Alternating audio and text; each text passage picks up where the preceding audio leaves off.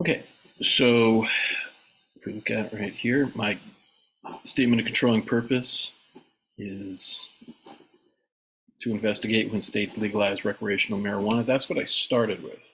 And I really had the intention of talking about how does this change um, life for police officers, and what about previous offenders? And um, you know, it's a very complex thing when you think about it. If you take something that was illegal and then make it taxable and blah blah blah.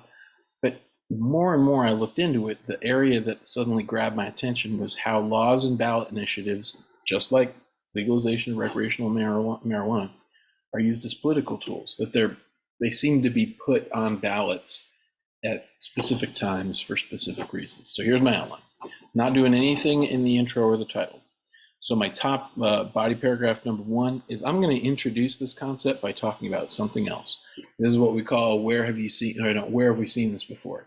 So a dynamic of a rule that was put into place and then possibly changed. Major League Baseball, I found out that it wasn't an enforceable rule, but it was sort of a policy, an unstated policy that to lower the risk of drunk driving after baseball games, they would stop selling alcohol at seventh inning. Well, last year they changed baseball rules and games got very, very short. So baseball teams were losing money on alcohol sales because the time to buy it was shortened.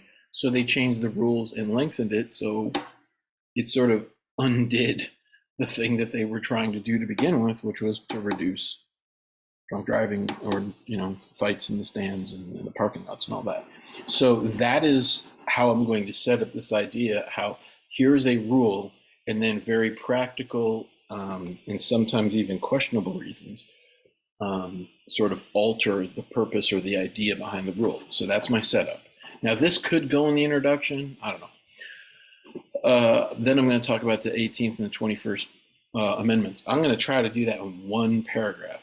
So that's prohibition of alcohol, and then the repeal of prohibition of alcohol. And you see right here, I added a third where it says C. I copied and pasted and made a third thing. This is going to be a big paragraph.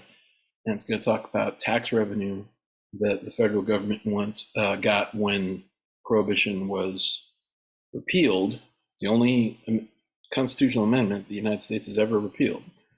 And during the Depression, and the tax revenue was a pretty big bump. So I'm going to discuss that there. Next body paragraph is talking about Colorado being the first state, I think, to legalize recreational marijuana. I'm going to talk about the voter turnout and how much money they made off of that with tax revenue.